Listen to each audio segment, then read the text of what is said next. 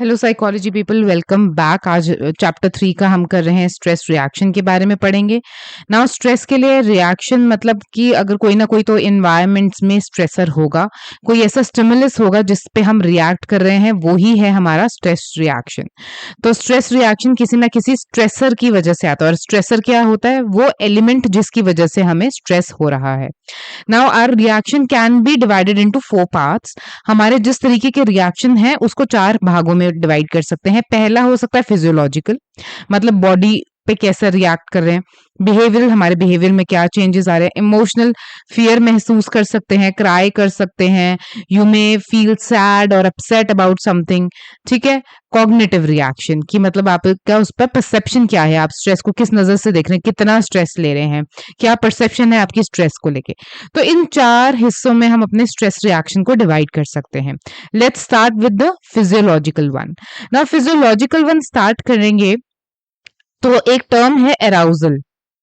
ठीक है, जो हमने पहले भी पढ़ी हुई है, and this is important for you to remember कि कुछ ना कुछ तो अराउजल होता ही है। अराउजल एक की रोल प्ले करता है स्ट्रेस रिएक्शन के लिए, क्योंकि मान अराउजल क्या होता है कि अभी तो आपकी बॉडी एक रिलैक्स स्टेट में है। ठीक है। रिलैक्स स्टेट से मूव करना टूवर्ड्स अलर्टनेस, अलर्ट स्टेट पे आना, that is what is arousal is. ठीक है। आपकी बॉडी जब अवेक हो जाती है, अलर्ट मोड पे आ जाती है, आप अटेंटिव हो जाते हो किसी चीज को लेके, that is what is arousal is. Now let's talk about hypothalamus. Hypothalamus क्या है? हाइपोथैलेमस आपके ब्रेन में एक सेंट्रल पार्ट है। It is the part of brain, hypothalamus. Hypothalamus जो ब्रेन स्ट्रक्चर है हमारा, वो एक, मैं आपको दिखा देती हूँ वैसे कैसे लगता है। ये जो ब्लू वाला हिस्सा आप देख रहे हैं, कलर्ड वाला, दिस इज हाइपोथैलेमस। ठीक है। तो ये सेंटर में कहीं पे हमारे ब्रेन में लोकेशन होती है इसकी, और इसके बहुत सारे मेजर फंक्शंस होते हैं, जिसमें से एक फंक्शन है होम्योस्टैटिस को मेंटेन करना। होम्योस्टैटिस के बारे में हम पहले बात कर चुके हैं। होम्योस्टैटिस एक वो स्टेट है जहां पे आपके फिजिकल बैलेंस को मेंटेन किया जाता है, मतलब आपका हार्ट रेट, आपका बीपी, ग्लूकोज लेवल्स बॉडी में, water level, digestive system, secretions, इन तरीके की चीजों को एक बैलेंस स्टेट में आपकी बॉडी को रखना हाइपोथैलेमस का एक काम है। ओके। सो जब स्ट्रेस होता है तो सब चीजें गड़बड़ हो जाती हैं। अब हाइपोथैलेमस 2 रूट्स लेता है, 2 पाथवेज हैं जिसकी जो फॉलो करता है हाइपोथैलेमस जब स्ट्रेस होता है, कोई स्ट्रेसर आता है आपकी लाइफ में। पाथवे 1 है ये वाला, ठीक है, ऑटोनॉमिक नर्वस सिस्टम वाला, और सेकंड है पिट्यूटरी ग्लैंड वाला। ये एक फ्लो चार्ट डायग्राम है जो आपको अपने आंसर में बनाना ही बनाना है अगर कोई क्वेश्चन इस पे आता है तो, because it will help you gain marks instantly. हाँ, आप इसको अच्छे से और ध्यान से समझो। जब कोई स्ट्रेसर आता है आपकी लाइफ में, कोई स्ट्रेसर आया, कोई ऐसी न्यूज आई जिससे आपको स्ट्रेस हुआ, सबसे पहले तो आप अपने जो 5 सेंस ऑर्गन्स हैं उनको इस्तेमाल करके आपको वो न्यूज मिलेगी। चाहे तो आप कानों से सुनोगे, या सामने से गाड़ी आती हुई देख रहे हो आप स्पीड से, और आपको साइड एकदम से होना है, एंड यू आर लाइक कितना स्पीड से चला रहा था, एक्सीडेंट हो सकता था, कुछ भी है।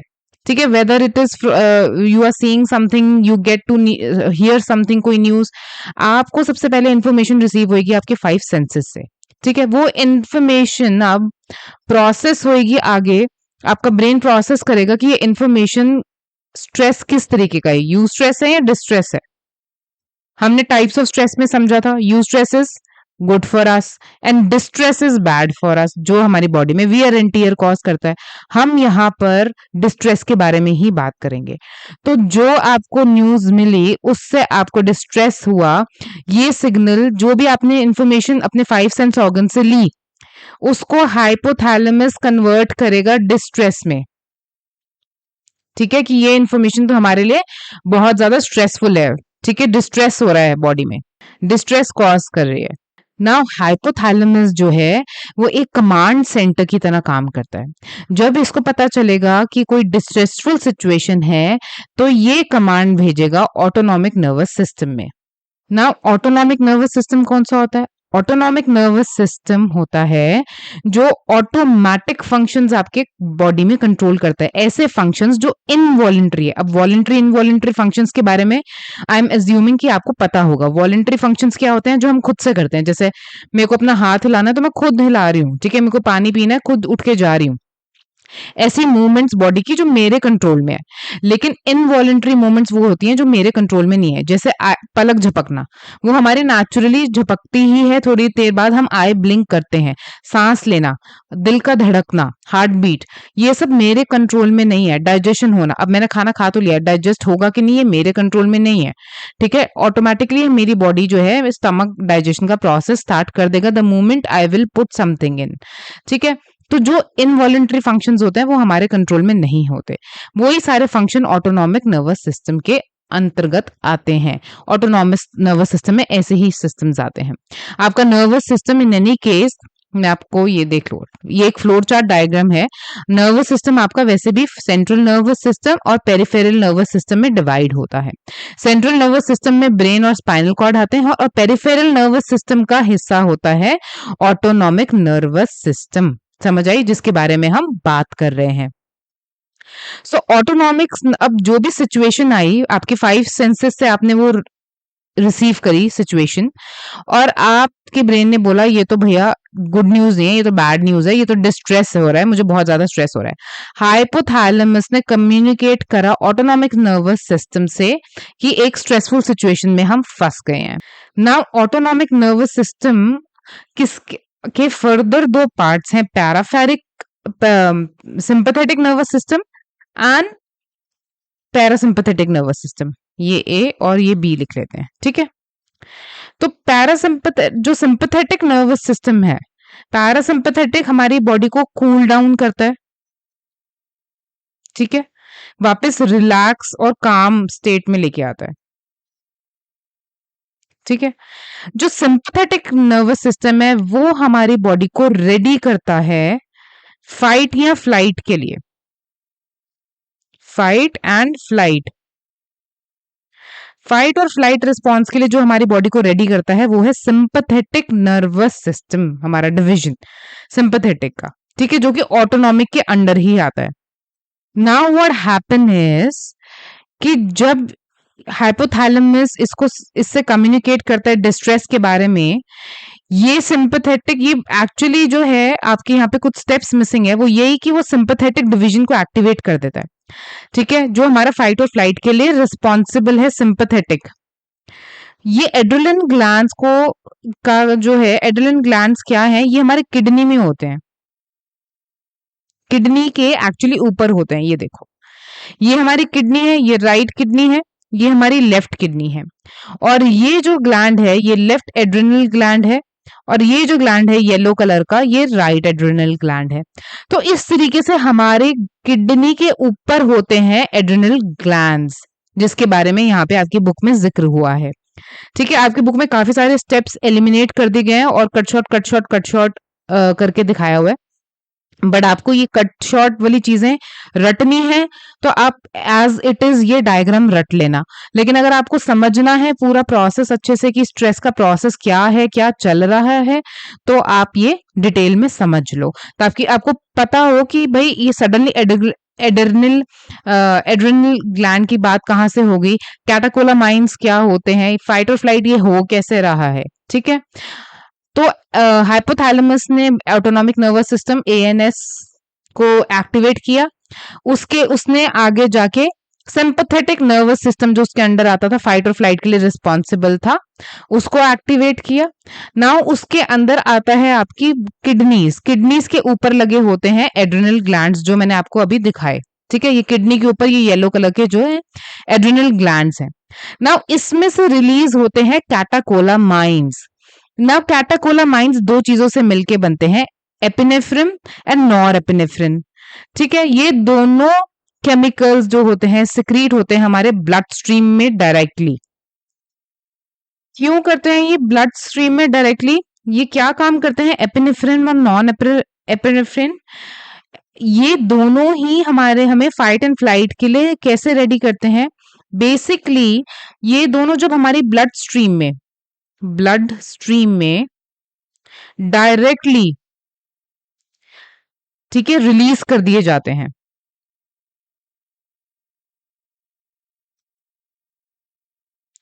ठीक है, जब डायरेक्टली हमारे ब्लड स्ट्रीम में रिलीज होते हैं तो होता क्या है, हमारी बॉडी में फाइट और फ्लाइट जो भी हमने रिस्पॉन्स करना है, या तो हमने सिचुएशन से फाइट करनी है, सिचुएशन से लड़ना है, या तो हमने भाग जाना है सिचुएशन से, दोनों ही चीजों के लिए हमें प्रिपेयर करते हैं। कैसे हमारी बॉडी को प्रिपेयर करते हैं, उस टाइम पे हमारा जो ब्लड सप्लाई है वो इंपॉर्टेंट जगहों पे जाने लगता है। जैसे फॉर एग्जांपल हाथ पैर में ज्यादा खून जाएगा, कि अगर आपको दौड़ना है सिचुएशन से, तब भी आपको अपने हाथ पैरों में तो जान चाहिए ना भागने के लिए।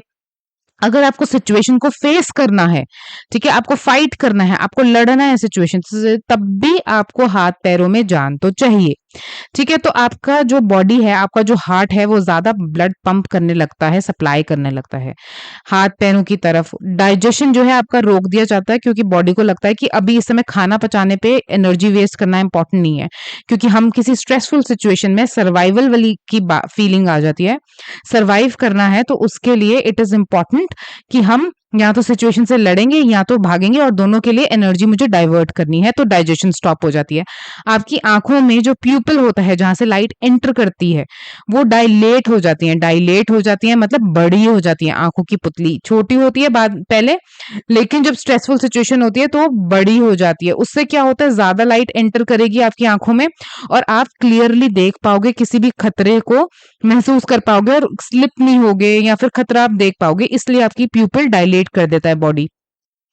और बॉडी में क्या चेंजेस आते हैं, ज्यादा ब्लड सप्लाई, ऑक्सीजन सप्लाई करने लगते हैं आपको ब्रेन में, ताकि आप सोच समझ के डिसीजन लो, सोच समझ सको, जो भी आपको डिसीजन मेकिंग चाहिए वो कर सको। तो ज्यादा ब्लड सप्लाई वहां होने लगती है। आपकी हार्ट बीट, अब क्योंकि ब्लड सप्लाई इतना तेज से फटाफट फटाफट हार्ट को ब्लड सप्लाई करना है, इंपॉर्टेंट सारे फंक्शंस करने हैं, तो हार्ट बीट फास्ट हो जाती है। हमारी ब्रीदिंग कैसे हो जाती है, रैपिडली, फटाफट फटाफट हमारी सांसें चलने लगती हैं, बहुत जोर जोर से हम सांस लेने लगते हैं। जिसको हाथ पैर, अगर आपने कभी किसी को स्ट्रेस में देखा हो सच में, तो फिर आपको उसको देख के लगेगा ना हाथ पैर फूल गए उसके, तो ऐसी सी सिचुएशन हो जाती है। ठीक है, तो ये सारी सिचुएशन जो अराइज होती है वो इन्हीं दोनों की, एपिनेफ्रिन और नॉरएपिनेफ्रिन, जब हमारे ब्लड में डायरेक्टली रिलीज होते हैं, इसीलिए ये सारी सिचुएशन अराइज होती है। समझ आया आपको? ये सारे चेंजेस होते ही इतनी जल्दी हैं कि आपकी बॉडी में इंस्टेंट रिएक्शन होता है, आपको सोचने समझने का भी टाइम नहीं मिलता। समझ आई? तो ये होता है, ये सारी चेन है, ये ऑटोनॉमिक नर्वस सिस्टम। कोई सिचुएशन आई, फाइव सेंस ऑर्गन्स से आपने रिसीव करी, चाहे आपने कोई, आपको न्यूज मिली, चाहे आपने कुछ देखा सामने से, आप गाड़ी ड्राइव कर रहे थे, स्कूटी, बाइक, कार या पैदल चल रहे थे, सामने से इतनी तेज गाड़ी आ रही थी कि एकदम से आपको रिएक्ट करना था और आपको जान बचानी थी। ठीक है, तो एकदम से स्ट्रेसफुल सिचुएशन है, तो क्या हुआ, एकदम से स्ट्रेस हमारे पास आया, हमें पता चला कि ये बहुत डिस्ट्रेस है। हाइपोथैलेमस ने सिग्नल करा ऑटोनॉमिक नर्वस सिस्टम को कि हम फंस गए एक स्ट्रेसफुल सिचुएशन में, और फिर वहां से सिंपैथेट जो आपका सिस्टम है, ये सिंपैथेटिक डिवीजन है, ठीक है, वहां आपकी बॉडी जो है आपको प्रिपेयर करने लगती है फाइट और फ्लाइट रिस्पॉन्स के लिए। एड्रेनल ग्लैंड्स जो कि आपकी किडनी के ऊपर होते हैं, वो रिलीज करते हैं कैटाकोलामाइंस। कैटाकोलामाइंस में दो चीजें आती हैं, एपिनेफ्रिन एंड नॉरएपिनेफ्रिन, दोनों ही आपकी ब्लड स्ट्रीम में डायरेक्टली रिलीज कर दिए जाते हैं, जिससे आपकी फिजियोलॉजिकल चेंजेस होते हैं, जिससे आपको फाइट या फ्लाइट में मदद मिलती है। ये है पाथवे नंबर 1, पाथवे। ठीक है, ये पहला पाथवे है। अब समझते हैं दूसरा पाथवे क्या होता है। अगर तो आपका खतरा टल गया तो आपकी बॉडी वापस रिलैक्स स्टेट में आ जाएगी। कैसे? ये सब चीजें काम डाउन होने लगेगी, पैरासिम्पैथेटिक जो नर्वस सिस्टम है वो टेक ओवर कर लेगा। ठीक है, ये जो सिस्टम ए है ना, पैरासिम्पैथेटिक, ये टेक ओवर कर लेगा और फिर आपकी बॉडी वापस काम डाउन होने लगेगी, रिलैक्स होने लगेगी। ठीक है, पर अगर मान लो खतरा टला नहीं और आप अभी भी स्ट्रेसफुल सिचुएशन में हो, आपको अभी भी स्ट्रेस फील हो रहा है, स्ट्रेस महसूस हो रहा है, तो सेकंड पाथवे जो है वो एक्टिव हो जाएगा। ठीक है, फिर सेकंड पाथवे आपका ब्रेन एक्टिव करेगा। क्यों? क्योंकि आपके ब्रेन को वो कंटिन्यूसली, ये जो प्रोसेस हमने पढ़ी ना, ऑटोनॉमिक एड्रेनल, फिर ये कैटेकोलामाइंस और आपकी बॉडी का फिजियोलॉजिकल चेंजेस, उस फिजियोलॉजी, क्योंकि आपकी बॉडी को एनर्जी तो चाहिए फाइट और फ्लाइट के लिए, तो आपकी इस एनर्जी स्टेट को, इस एनर्जी वाली स्टेट को बनाए रखने के लिए आपकी बॉडी सेकंड फेज पे चली जाएगी, इस फेज में आ जाएगी। ठीक है, क्योंकि उसको ये स्ट्रेसफुल, उसको पता है कि अभी स्ट्रेस जो है गया नहीं है, अभी भी हम डेंजरस सिचुएशन में, स्ट्रेसफुल सिचुएशन में है। नाउ ऐसे में हाइपोथैलेमस एक हार्मोन रिलीज करता है जिसको CRH हार्मोन बोलते हैं। ये आपकी बॉडी में गिवन, आपकी बुक में गिवन नहीं है, ठीक है, बट मैं आपको बता रही हूँ कि प्रोसेस एक्चुअली क्या होता है। तो ये हाइपोथैलेमस जो होता है, एक CRH करके हार्मोन होता है, CRH, इसको बोलते हैं कॉर्टिकोट्रोपिन रिलीजिंग हार्मोन। ये जो हार्मोन है ट्रैवल करके जाएगा पिट्यूटरी ग्लैंड के पास। ठीक है, नाउ पिट्यूटरी ग्लैंड के पास ये ट्रैवल करके जाएगा, पिट्यूटरी ग्लैंड के पास ये जाएगा, और पिट्यूटरी ग्लैंड जो है अगेन एक हार्मोन रिलीज करेगा, ATCH हार्मोन। ठीक है, वो ATCH हार्मोन क्या करेगा, एड्रिनल ग्लैंड को एक्टिवेट करेगा फिर से, और उसमें किडनी में से इस बार कॉर्टिसोल्स निकलेंगे। कॉर्टिसोल्स को बोलते हैं स्ट्रेस हार्मोन, इसको स्ट्रेस हार्मोन भी बोला जाता है। ठीक है, ठीक है, तो कॉर्टिसोल रिलीज करेगा। कॉर्टिसोल जो है एक स्ट्रेस हार्मोन है, रिलीज ये एड्रिनल ग्लैंड जो किडनी होती है वहीं से होता है। ठीक है, कॉर्टिसोल जब रिलीज होगा तो क्या होगा हमारी बॉडी में, it will provide energy. It will provide energy का क्या मतलब है, basically it will provide energy का मतलब है कि जिस स्टेट पे, अराउजल की स्टेट पे आप हो, जिस अराउजल की स्टेट पे आपकी बॉडी है वो मेंटेन रहेगा। ठीक है, मतलब आपका हार्ट जोरों से धड़कता रहेगा, कंटिन्यू सप्लाई हाथों पैरों में होती रहेगी ताकि आप भाग सको, प्यूपिल डायलेटेड ही रहेंगे। ठीक है, जैसे आप स्ट्रेस की पोजीशन में हो तो ये उसको कंटिन्यू रखता है, मेंटेन रखता है, ये इसका काम है कॉर्टिसोल का, इसीलिए इसको स्ट्रेस हार्मोन भी बोला जाता है। जब आपके डेंजर, अभी खतरा टला नहीं होता तो ये सेकंड पाथवे होता है। पहले तो फर्स्ट पाथवे ही होता है, और जब खतरा टल जाता है तो उसके बाद बॉडी रिलैक्स हो जाती है, parasympathetic nervous system take over कर लेता है और आपकी बॉडी को काम डाउन कर देता है, रिलैक्स कर देता है। पर जब खतरा टला नहीं होता तो आपकी बॉडी में और ज्यादा एनर्जी चाहिए होती है, और वो एनर्जी बरकरार रखने के लिए, कंटिन्यू रखने के लिए ये सेकेंड लूप स्टार्ट हो जाता है।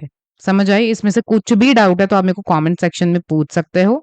इतना डिटेल में आपकी बुक में है नहीं, पर अगर आपको ये सब पता नहीं होता तो आप ये चीजें कभी समझ ही नहीं पाते। अगर आपने रटना है तो ये चार्ट एज इट इज आप रट सकते हो, बट आई वांट कि यहाँ पर अगर आप आते हो, वीडियो देखते हो, सुनते हो, पढ़ते हो, समझते हो, तो आपको चीजें क्लियर होनी चाहिए अगर आप फर्दर साइकोलॉजी को परस्यू करना चाहते हो तो। इसलिए मैं डिटेल में चीजें समझाती हूँ, क्योंकि मुझसे ऊपर ऊपर से सिर्फ पढ़ाया नहीं जाता। ठीक है, नेक्स्ट बात करते हैं इमोशनल रिएक्शन की। Actually emotional reaction is the first thing जो होती है। ठीक है, इमोशनल रिएक्शन से भी पहले कॉग्निटिव रिएक्शन होता है। इमोशनल रिएक्शन क्या होता है? इमोशनल रिएक्शन होता है जब आप स्ट्रेस नेगेटिवली एक्सपीरियंस करते हो, आपको फियर होने लगता है, डर लगता है, एंजाइटी, टेंशन होने लगती है, एम्बैरसमेंट होती है, गुस्सा आ रहा होता है, डिप्रेशन हो रहा होता है, डिनायल में होते हो कि नहीं नहीं यार ऐसे कैसे हो सकता है, प्रीपोन कैसे हो गए, जनवरी में कैसे होंगे, हो सकते हैं हमारे एग्जाम 12th के बोर्ड्स के, वो तो मार्च में या फेब मिड में शुरू होते हैं कहीं पे, नहीं नहीं नहीं नहीं गलत न्यूज है ये वो। तो डिनायल मतलब एक्सेप्ट ना करना कि हमें जो न्यूज मिली है वो सही है। डिनायल मतलब एक्सेप्टेंस ना लाना, डिनाई करना, मना करना कि नहीं ये न्यूज ऐसे नहीं हो सकता। ठीक है, तो ये सारे हमारे इमोशनल रिएक्शंस होते हैं। हमारा बिहेवियर रिस्पॉन्स कैसा होगा, हमारा बिहेवियर क्या होगा, या तो फ्लाइट का होगा या तो फाइट का हमारा बिहेवियर होगा अगर स्ट्रेसफुल सिचुएशन है तो। क्योंकि जो भी हमने अभी फिजियोलॉजिकल रिस्पॉन्स में पढ़ा वो अल्टीमेटली तो हमारे बिहेवियर में नजर आएगा ना, जो भी हमारी चेंजेस है बॉडी में। ठीक है, तो या तो हम सिचुएशन से भागेंगे, या तो सिचुएशन को अगर फेस करना है तो भी हमारे पसीने छूट रहे होंगे, तो भी बॉडी में बिहेवियरल चेंजेस तो होंगे ही होंगे, वो हमें दिखेगा ही। ठीक है, और एक होता है कॉग्निटिव रिस्पॉन्स। हमने 4 रिस्पॉन्स की बात करी थी ना, बिहेवियरल की, कॉग्निटिव की, इमोशनल की और फिजियोलॉजिकल की। तो कॉग्निटिव रिस्पॉन्स क्या होता है? कॉग्निटिव रिस्पॉन्स वो होता है कि जब आपका ब्रेन उस चीज को या तो एज अ हार्म देखता है या तो एज अ थ्रेट देखता है, कि भाई ये पॉसिबल हार्म और थ्रेट क्या होता है, ये भी हमने प्रीवियस वीडियोस में डिस्कस करा हुआ है। ठीक है, तो ये या तो आपको लगेगा कि भाई ये तो गड़बड़ हो गई बहुत ज्यादा, ये तो स्ट्रेसफुल हो गया, या आपको हार्म मतलब डैमेज जो कि ऑलरेडी हो चुका है, थ्रेट मतलब पॉसिबिलिटी है फ्यूचर में डैमेज होने की।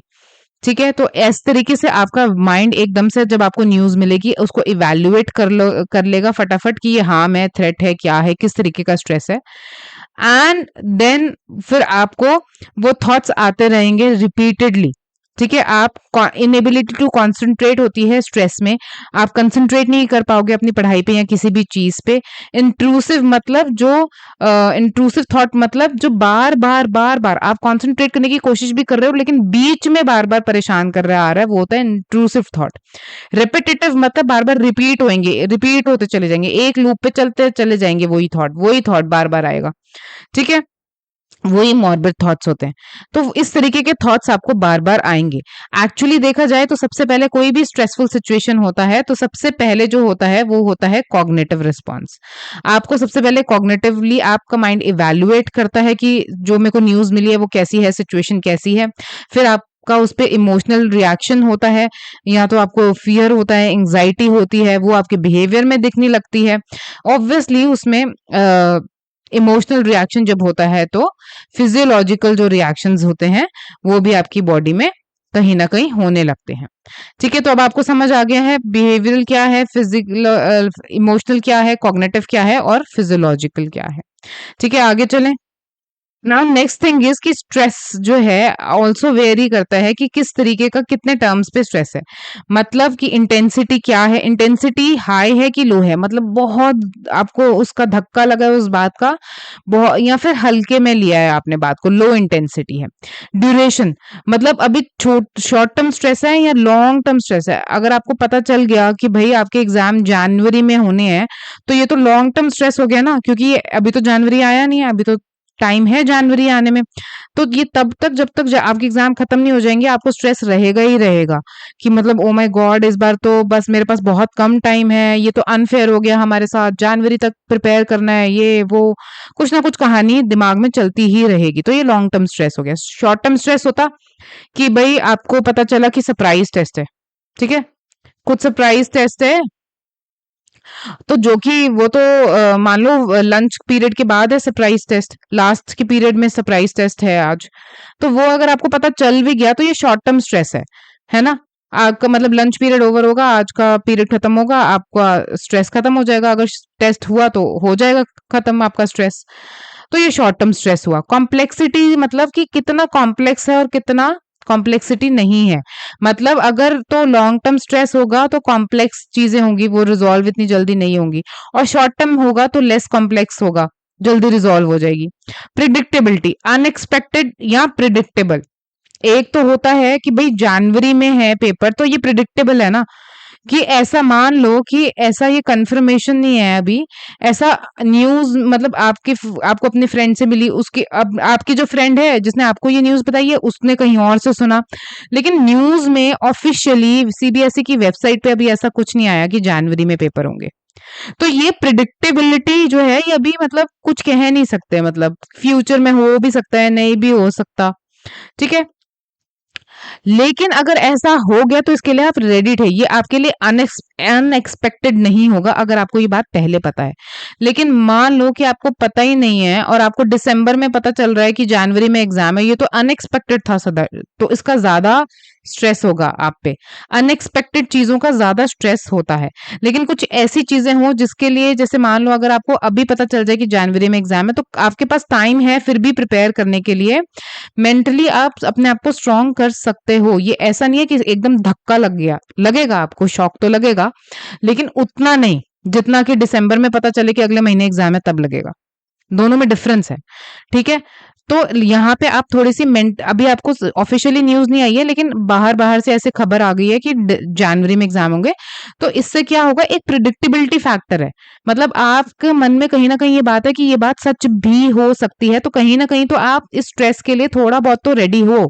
समझ आई? तो वो होता है प्रेडिक्टेबिलिटी फैक्टर। तो ये सारी चीज़ें कि भई अनएक्सपेक्टेड था, कि मोर कॉम्प्लेक्स था, लॉन्ग टर्म स्ट्रेस है, कितनी इंटेंसिटी है, ये सारी चीज़ें भी स्ट्रेस को डिफाइन करती हैं।